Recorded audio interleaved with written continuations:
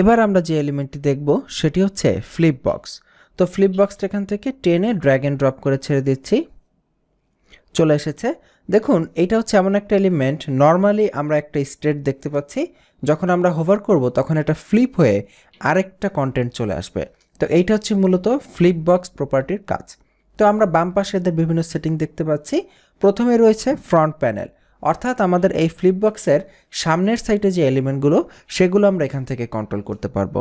এখানে আছে content edit করার অপশন, আছে ব্যাকগ্রাউন্ড চেঞ্জ করার অপশন।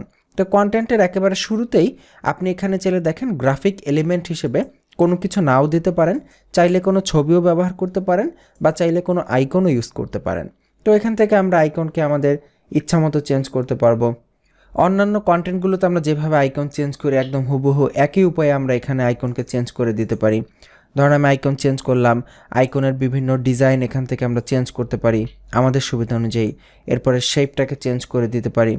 এরপরে টাইটেল ডিসক্রিপশন এখান থেকে আমরা আমাদের পছন্দ মতো চেঞ্জ করে ব্যবহার করতে পারি। এরপরে যে ব্যাকগ্রাউন্ড রয়েছে, ব্যাকগ্রাউন্ডে আমরা চাইলে এখানে সলিড কোনো কালার ইউজ করতে পারি এরকম, অথবা আমরা ব্যাকগ্রাউন্ডে কোনো ইমেজ যদি চাই সেই ইমেজকেও আমরা ব্যবহার করতে পারি, এবং ইমেজের পজিশনও আমরা এখান থেকে সেট করে দিতে পারি। ইভেন অ্যাটাচমেন্ট এবং রিপিট হবে কিনা, ইমেজের সাইজ কীরকম হবে, সেগুলো সব কিছু এখান থেকে আমরা নিয়ন্ত্রণ করতে পারি। এবং এখানে যদি আমাদের প্রয়োজন হয় আমরা এখানে সামান্য একটু ব্যাকগ্রাউন্ড ওভারলেও ব্যবহার করতে পারি আমাদের সুবিধা অনুযায়ী।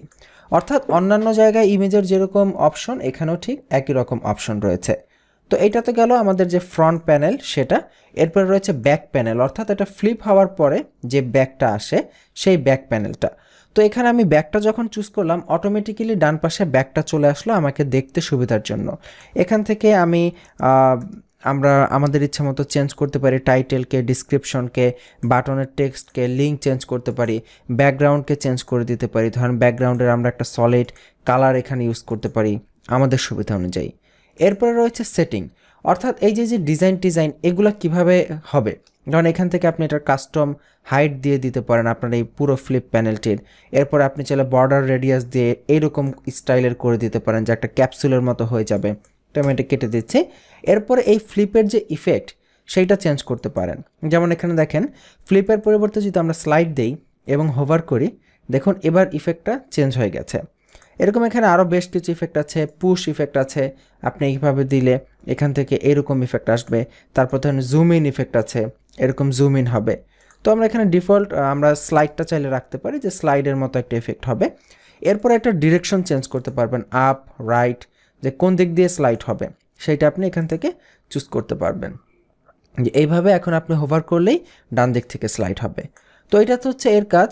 এরপর আমরা স্টাইল ট্যাবে চলে যাই। স্টাইল ট্যাবে কি আছে, ওই নর্মাল যে স্টাইল সেগুলো আর কি, যেগুলোর প্যাডিং কত হবে, টেক্সটগুলোর অ্যালাইনমেন্ট কি হবে। তারপরে এখানে লক্ষ্য করুন এটা কিন্তু ফ্রন্ট সাইডের স্টাইল, তাই না? এরপরে আবার নিচের দিকে গেলে আমরা যে ব্যাক সাইডের যে স্টাইল আছে সেটা আলাদা করে পাবো। তো ফ্রন্ট সাইডে আপনারা এটা কাজ করার সময় খেয়াল রাখবেন যে আপনি কি ফ্রন্ট সাইডে কাজ করছেন না ব্যাক সাইডে কাজ করছেন, যেহেতু এটার দুইটা পার্ট। তো এরপরে এটার আপনি বর্ডার দিতে পারেন, আইকনের সাথে একটা স্পেসিং ক্রিয়েট করতে পারেন, তারপর আইকনের কালার চেঞ্জ করতে পারেন, আইকনকে এখান থেকে রোটেট করতে পারেন আপনার ইচ্ছা মতো। এরপরে আইকনের border radius, border with decide করতে পারেন, টাইটেলকে ডিজাইন দিতে পারেন। আবার ব্যাক পার্টে যে এলাকাগুলো আছে, অর্থাৎ ব্যাক পার্টে টাইটেল হাবিজাবি, এগুলো আপনি এখান থেকে আপনার পছন্দ অনুযায়ী চুজ করতে পারেন। তো এগুলো সব বেসিক সিএসএসের কাজ কারবার, এগুলো নিয়ে আর সময় নষ্ট করে লাভ নেই। তো এই হচ্ছে মূলত আমাদের ফ্লিপ বক্স। আমরা আমাদের ক্লায়েন্টের চাহিদা অনুযায়ী কাজ করলে খুব সুন্দর করে এটাকে সাজিয়ে আমাদের ওয়েবসাইটে একটা ভালো উপস্থাপন আমরা তৈরি করতে পারি এটার সাহায্যে। আমি আবার কন্টেন্টের লিস্টে ব্যাক করছি। তো দেখি এরপরে কি আছে। ফ্লিপ বক্সের পরে আছে কল টু অ্যাকশন। তো কল টু অ্যাকশনটা টেনে আমরা এখানে ছেড়ে দিচ্ছি।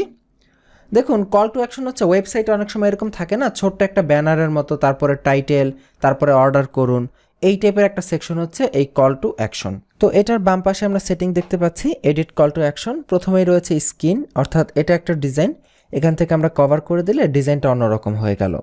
তো এই ডিজাইনটা মোটামুটি ভালো, ব্যাকগ্রাউন্ডে ইমেজ, উপরে লেখা, বা আমরা চাইলে এখান থেকে ক্লাসিক চুজ করতে পারি। এখান থেকে আপনি আপনার পছন্দসই যে কোনো ইমেজকে চুজ করে দিতে পারেন। ইমেজটা সামনে চলে আসলো এবং এটা হোভার করলে এরকম একটা জুম ইন ইফেক্ট হচ্ছে। ওকে, এখান থেকে ইমেজের সাইজ কন্ট্রোল করা যাবে। এরপরে রয়েছে কন্টেন্ট। আমরা টাইটেল, ডিসক্রিপশন চেঞ্জ করতে পারবো। বা চাইলে কন্টেন্টের মধ্যে আমরা ইমেজও দিতে পারবো, বা এখান থেকে আমরা কোনো আইকনও নিয়ে আসতে পারবো। যেমন আমরা এখানে একটা আইকন দিলাম, যে কোনো একটা আইকন আমরা চুজ করে দিলাম, আইকন চলে আসলো। এরপরে রয়েছে এই যে হেডিংটা, সেটা কি হবে, হেডিং 1 2 3 এখান থেকে চুজ করতে পারেন, বাটনের টেক্সট এডিট করতে পারেন, লিঙ্ক দিতে পারেন। এরপরে রয়েছে রিবন, এখানে কোনো রিবন আমরা দেখতে পাচ্ছি না। আমরা যদি লিখি যে রিবন টেক্সট, তাহলে দেখুন এই যে ডান পাশে একটা রিবন চলে এসেছে। তো আমরা এটাকে এভাবে রাখতে পারি। এরপরে রয়েছে স্টাইলিং, এটার হাইট টাইট হাবিজাবি এগুলো চেক করা, তো আমরা এটা কেটে দিচ্ছি, দরকার নেই।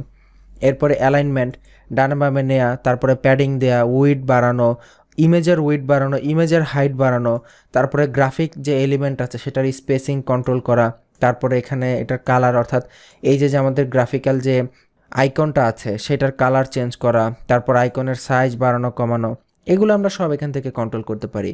এরপরে কন্টেন্টের বিভিন্ন স্টাইলিং, স্পেসিং, ব্যাকগ্রাউন্ড কালার, ডিসক্রিপশনের কালার, বাটনের কালার, তারপর এখানে বাটনের সাইজ, তারপরে বাটনের টেক্সট কালার, ব্যাকগ্রাউন্ড কালার, রিবনের কালার, রিবনের ব্যাকগ্রাউন্ড কালার, তারপরে হোভার ইফেক্ট, এখান থেকে হোভার অ্যানিমেশন চেঞ্জ করতে পারবেন, জুম ইন জুম আউট, যে আমি এটা হোভার করলে কীরকম ইফেক্ট এখানে আসবে।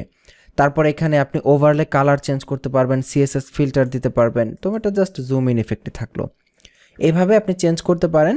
এরপরে রয়েছে অ্যাডভান্স সেকশন, সেই একই, অর্থাৎ পুরো সেকশনটার মার্জিন, প্যাডিং, জেড ইন্ডেক্স ইত্যাদি। তো এই পর্বটা মূলত আমি এখানেই শেষ করছি, এগুলো প্র্যাকটিস করে ফেলেন। আগামী পর্বের আমন্ত্রণ জানাচ্ছি, ভালো থাকবেন, আল্লাহ হাফিজ।